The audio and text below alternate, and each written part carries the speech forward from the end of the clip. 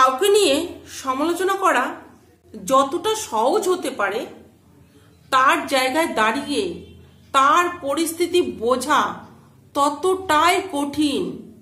এটা কিন্তু কেউ ভেবে দেখে না। যারা সমালোচনা করার তারা করতেই থাকে। নিজেকে যদি তুমি শক্তিশালী করে তুলতে চাও, তাহলে তোমাকে কিভাবে একলা থাকবে সেটা শিখে নাও।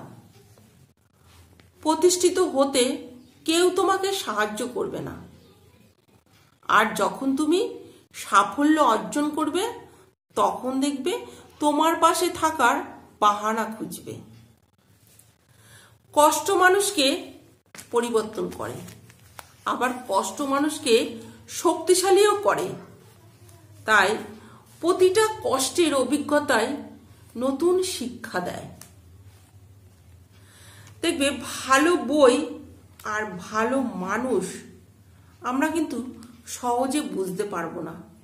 সেটাকে ভালো করে পড়তে হবে, তবেই আমরা বুঝতে পারবো। কেউ যদি তোমাকে নিয়ে হিংসা করে, করতে দাও, করুক তারা হিংসা। কারণ মনে রেখো, হিংসা তারাই করে যাদের তোমার থেকে যোগ্যতা কম আছে। তাই হতাশ হবে না, কারণ সফলতা একদিনে আসে না। প্রতিটি ব্যর্থতারই হলো সফলতার এক একটি ধাপ। ব্যর্থতায় উদাস হও না। মনে রেখো, যত অন্ধকার গভীর হবে তত তাড়াতাড়ি সূর্য উদিত হবে। পরিস্থিতি যে কোনো সময় পরিবর্তন হতে পারে। জীবনে কাউকে কষ্ট দিও না। আজ হয়তো তুমি শক্তিশালী, কিন্তু সময় কিন্তু তোমার থেকেও শক্তিশালী। সম্মান পেতে হলে সম্মান দিতে হয় আগে। সম্মান না দিলে সম্মান পাওয়ার আশা করাটা বোকামি। পাতা ঝরার আগে পাতার রং বদলায়, আর মানুষ বদলানোর আগে মানুষের কথা বলার ধরন বদলায়।